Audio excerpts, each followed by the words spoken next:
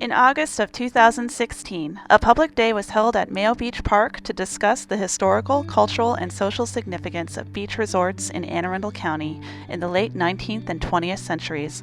This event attracted over 500 visitors and included planned lectures, tables hosted by local historians and researchers, and oral history interviews.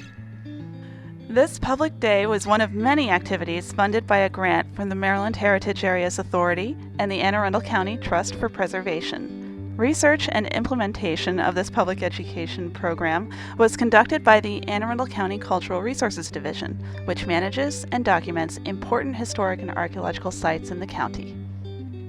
For more than a century, the residents of Baltimore and Washington flocked to the countless beach resorts, summer communities, and recreational areas that occupied much of Anne Arundel County's Chesapeake Beach shorelines.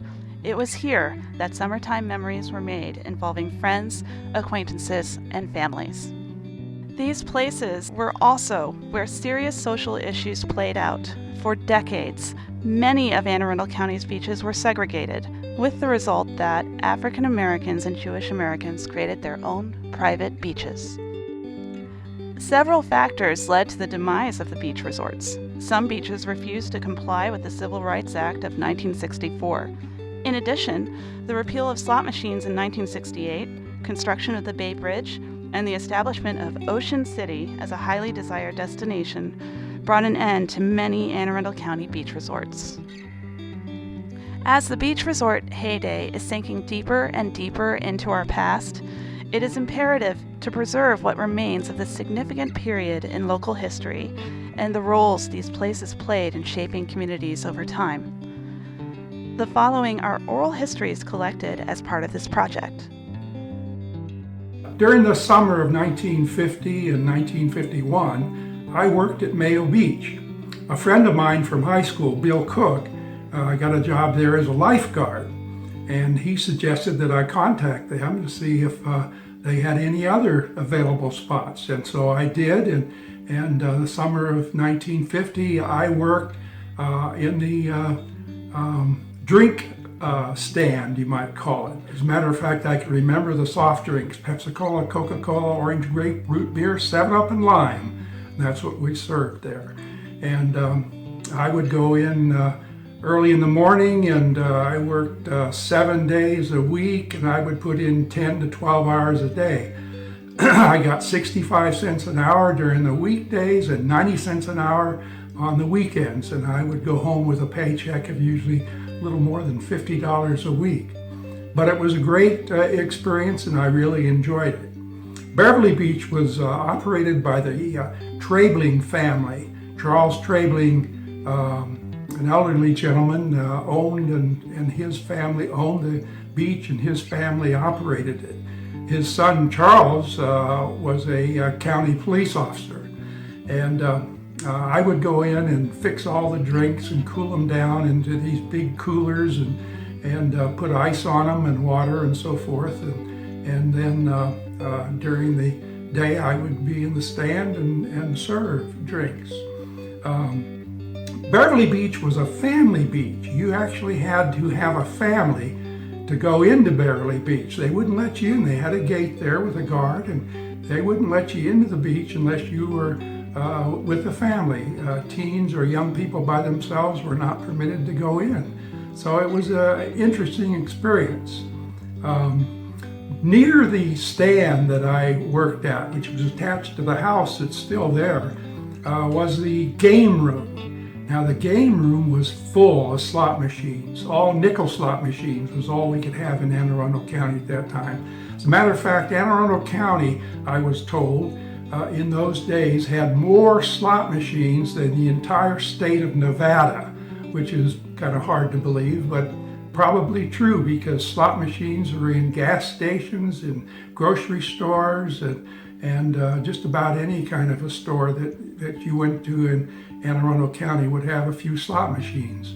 Well, after the weekends, we would go around in this game room with a wheelbarrow and dump all the nickels into this wheelbarrow, and then during the week they had a little nickel counting machine that you'd pour the nickels into one side and it would automatically put them in $2 rolls. And it would go clink, clink, clink, clink, clink, and it was right near my stand. And so practically all week long, I would hear this clink, clink, clink, clink, clink, clink, counting these nickels from the slot machines all the time. But it was an interesting experience. I really enjoyed it.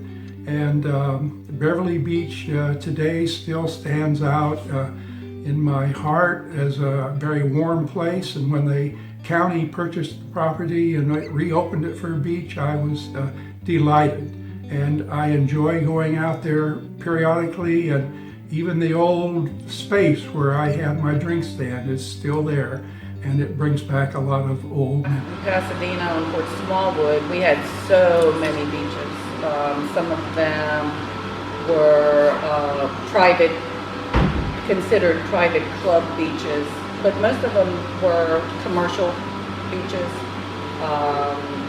Cottage Grove Beach, which is also in Rivera Beach area, Maryland Beach, which I think was off of Fort Smallwood, and occasionally we would go to Fort Smallwood Beach when it was owned by Baltimore City. You know, they had watermelon eating contests there and lots of family-friendly games, you know, in the old-fashioned sense of, you know, relays in bags and those kinds of things. But sliding on a sliding board into the water was really a cool thing to do.